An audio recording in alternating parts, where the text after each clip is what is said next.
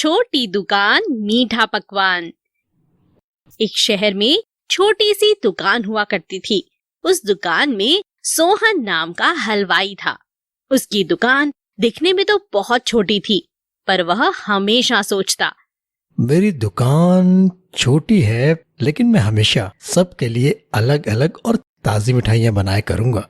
मैं हमेशा अपना काम मेहनत और लगन के साथ करूँगा। हमेशा सोहन की दुकान पर भीड़ रहती थी। लोग दूर दूर से वहाँ मिठाई खरीदने आया करते थे। एक दिन एक ग्राहक आया और सोहन से कहने लगा, मैंने आपकी दुकान की बहुत तारीफ सुनी है, इसीलिए मैं यहाँ मिठाई लेने आया। धन्यवाद। आप एक बार मिठाई को चखिए, फिर जो कहेंगे वही पैक कर देंगे। ग्राहक ने सोहन के हाथ की बनी बर्फी चखी और खुश होकर कहने लगा, वाह वाह, मजा आ गया। आपके यहाँ की मिठाई तो बहुत स्वादिष्ट है। मुझे अलग अलग तरह की सारी मिठाइयाँ पैक कर दीजिए। ठीक है। ग्राहक खुशी खुशी ताजी मिठाइयाँ लेकर अपने घर चला गया। सोहन बहुत खुश था और सोचने लगा, मैं हमेशा ईमानदारी से अपना काम करूँगा। त्योहार के समय सोहन की दुकान में हमेशा भीड़ रहा करती। सोहन हलवाई और उसके नौकरों का स्वभाव बहुत अच्छा था। सोहन के नौकर हमेशा सोहन से कहते, मालिक, आप बहुत अच्छे हैं। हमें आपके साथ काम करना बहुत अच्छा लगता है। उस दुकान के ठीक सामने कालू नाम की हलवाई की दुकान थी। वह चिढ़कर हमेशा कहता, कोई भी मेरी दुकान में मिठाई खरीदने नहीं आता। मैं ऐसा क्या करूं जिससे सब यहाँ आए। उसके वहाँ की मिठाई इतनी स्वादिष्ट नहीं थी और ना ही उसका व्यवहार बहुत अच्छा था। एक दिन एक भिखारी उसकी दुकान के पास आकर बोला, मालिक, खाने को कुछ दे दीजिए, आपका भला होगा। अरे ओ भिखारी, यहाँ से चले जाओ। चलो चलो, मेरी इतनी बड़ी दुकान में आकर सब कुछ गंदा कर दिया। बेचारा भिखारी वहाँ से चला आया। कालू की दुकान पर बहुत कम ग्राहक आते थे।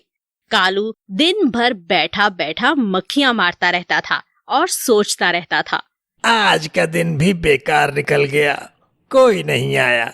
वह सामने वाली दुकान पर ग्राहकों की भीड़ देखकर मन ही मन जलता रहता था और कहता था, इस दुकान में ऐसा क्या है जो लोग यहाँ से ही मिठाई खरीदते हैं। मालिक जी, पता नहीं सोहन हलवाई अपनी मिठाई में क्या मिलाता है, जो सभी लोग उसकी मिठाई लेने उसी के वहाँ जाते हैं। एक दिन कालू के दिमाग में एक विचार आया। उसने सोचा, हमें कुछ करना पड़ेगा जिससे सब यहीं आए।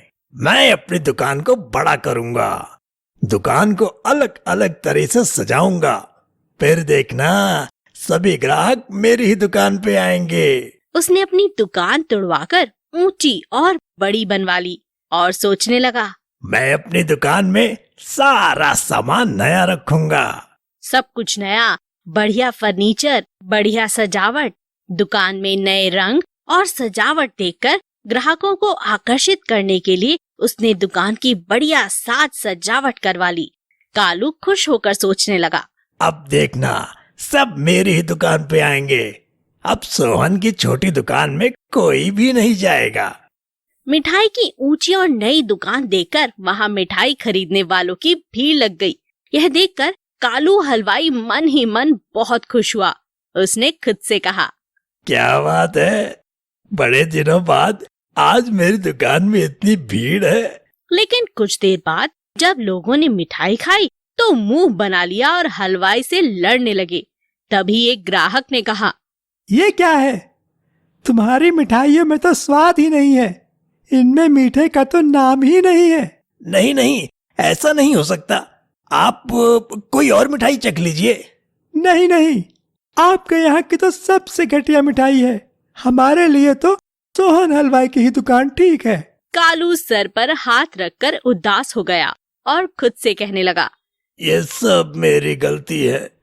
मैंने दुकान को तो ऊंचा बना लिया, लेकिन मिठाइयों की ओर ध्यान ही नहीं दिया। ये मुझसे क्या हो गया।